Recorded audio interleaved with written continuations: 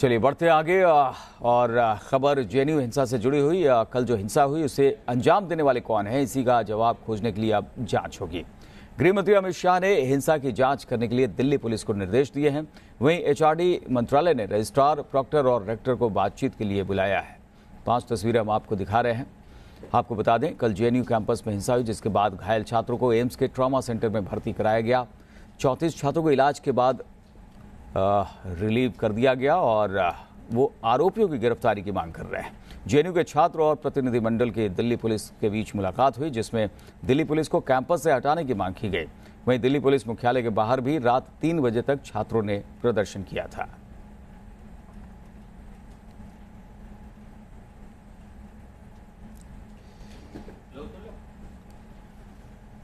और हमारे 2 संवाददाता मोहित बख्शी जेएनयू से और वाजिद अली एम्स से हमारे साथ जुड़ गए हैं। सबसे पहले मोहित बख्शी का रुख करेंगे। मोहित, इस वक्त आपसे जानना चाहेंगे जेएनयू मामले को लेकर क्या अपडेट मिल रहा है?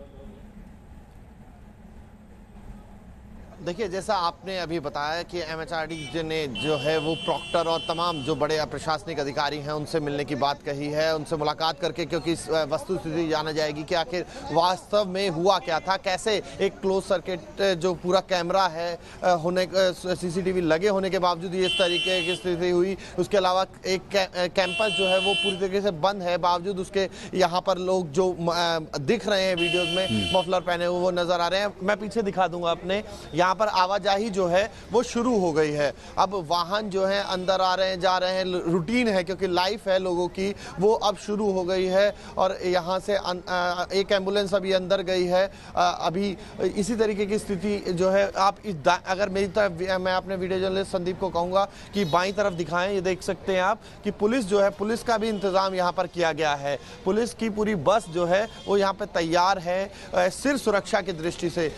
जब हमारे प्रशासनिक अधिकारियों के साथ साथ पुलिस से भी बात हुई है ऑफ कैमरा, तो उन्होंने ये कहा है कि हम जब तक स्थिति अंडर कंट्रोल है, हमें कोई दिक्कत नहीं है, हम यहीं पर हैं, तैनात हैं और सिक्योरिटी के लिहाज से हम लोग यहाँ पर तैनात हैं। और इस बात का ध्यान रखा जा रहा है कि किसी तरीके की कोई अप्रिय घटना न घटे, शांति स्थापित रहे, और इसीलिए वो यहाँ पर उनकी इन तमाम पुलिस बल की तैनाती की गई है। बिल्कुल मोहित, लेकिन छात्रों की एक मांग है कि पुलिस बल को हटाया जाए जेएनयू परिसर से, लेकिन सुरक्षा भी एक बड़ा सवाल है।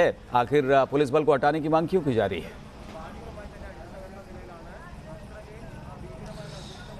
देखिए, कहा यह गया कि जब ये घटना घटी उसके काफी देर तक पुलिस ने एंटर नहीं किया। पुलिस का ये कहना था कि जब तक प्रशासन से बात की गई, प्रशासन से ने जब कहा, तो प्रशासन को जब लगा तो उसके बाद यूनिवर्सिटी कैंपस में एंटर किया गया और इस तरीके की बात जो है वो निकल के सामने आ रही है। अभी तक फिलहाल जो स्थिति है वो दिन में जैसे जैसे दिन निकलेगा तब स्पष्ट होगी, क्योंकि कल की घटना से लेकर अब तक सबसे पहले जो अस्पताल पहुंचाने का काम था ये सब शुरू हुआ था, और अचानक से ही पुलिस हेडक्वार्टर पर प्रोटेस्ट की कॉल कर दी गई। यानी कि तमाम जो बड़े नेता थे वो वहां पर पहुंचते हुए दिखे। सीताराम येचुरी हो, चाहे वृंदा करात हो, वो वहां पर नजर आई थी। वो तमाम प्रोटेस्ट के दौरान वो लोग वहां दिखे थे। जाहिर है मोहित कि छात्रों के एक वर्ग को पुलिस बल पर भरोसा नहीं है और साथ ही साथ इसमें सियासत भी खूब हो रही है। वाजिद अली का रुख करेंगे। वाजिद, आपको क्या अपडेट मिल रहा है? कुछ छात्र जो एम्स ट्रॉमा सेंटर में भर्ती थे, उनकी स्थिति को लेकर क्या जानकारी?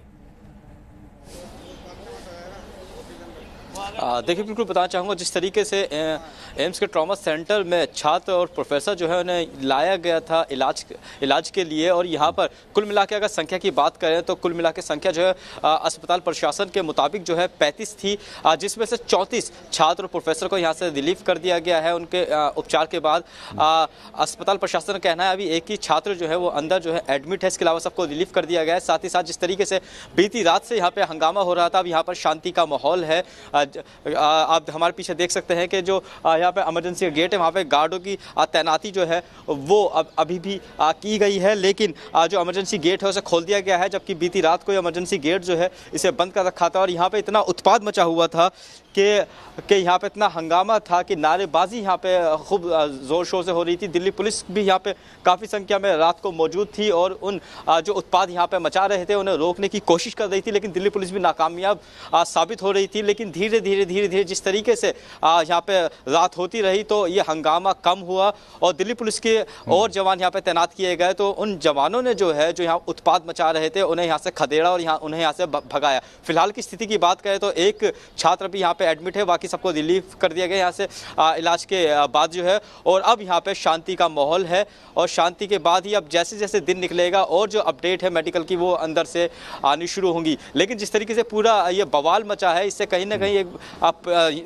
एम्स के अंदर ही नहीं, दिल्ली के अंदर ही बल्कि पूरे देश के अंदर जो है एक बार फिर से बवाल जैसी स्थिति पैदा हो गई है, क्योंकि सारी राजनीति पार्टियां जो हैं इस पूरी हिंसा के अंदर जो है कूद गई हैं और इस हिंसा के जरिए जो है अपनी जो राजनीति रोटियां हैं उन्हें सेकने में लगी हुई हैं, होती हुई दिखाई पड़ती है। और इससे जो है वो बदकिस्मती ही कहा जाएगा, क्योंकि मामले को सुलझाने की कोशिश की जानी चाहिए, उकसाने की कोशिश नहीं होनी चाहिए। बने रहिए हमारे साथ, आप दोनों आगे भी आपसे अपडेट लेंगे।